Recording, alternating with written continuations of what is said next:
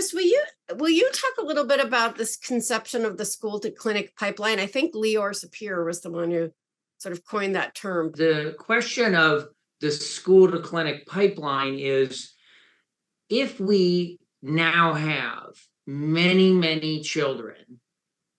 declaring that they have a discomfort with their body and feel like that they need to go to a medical clinic or go to a gender doctor and discuss options, how did this population arise and how did they get there? And to what role have schools had in basically helping create conditions where children would have discomfort with their bodies and would have this feeling that they need some kind of adjustment to their body in order to, help them feel better. And as I had said in the introduction, this is not a population that really existed before. So something has changed where we, in the past, especially had early onset gender dysphoria, the very young kids, that 4 or 5, would say that they feel like they're a girlish boy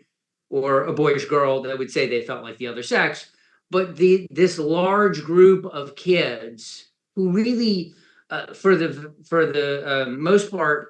already come with mental health disorders and diagnoses, who are now also saying that they have discomfort with their body and feel like they have some kind of gender distress. Do schools and the way that schools have approached gender and are responding to gender distress, has this really contributed to the problem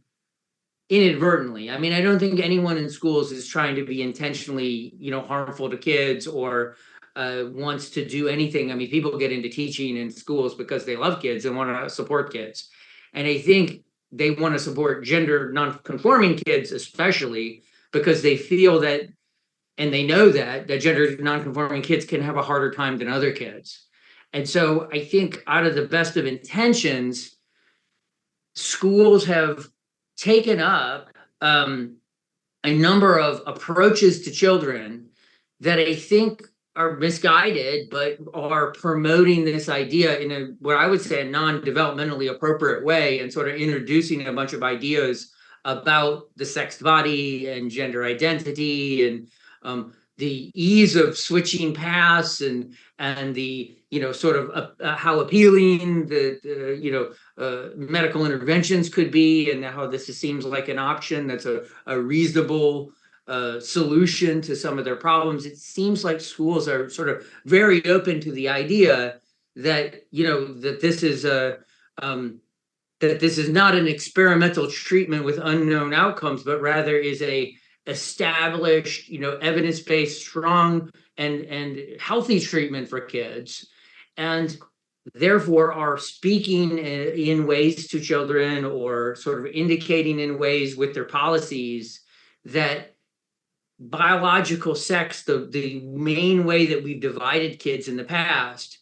now is sort of being demoted, and that gender identity is a more important concept in certain situations than biological sex. And I would just say that I think we have to step back a little bit and wonder if the schools, through this well-intentioned move to elevate gender identity and help gender non-conforming kids, are actually really contributing to kids' confusions and contributing to the idea that medicalization might be a solution to some of their problems, either cross-sex hormones, puberty blockers, surgeries. And we have had this large rise. Schools are, in some places, in California just passed a law where the schools are openly saying we'll support you in your gender identity and hide it from your parents. And so, if schools have gone that far where they're willing to hide this from their parents, it does seem that there's been an uptake of many ideas that have sort of left the activists or ideological realm and come into the practical realm in an unhealthy way. So I'm concerned that there is some influence of schools on kids, being more gender distressed and also believing medicalization is a solution to their problems.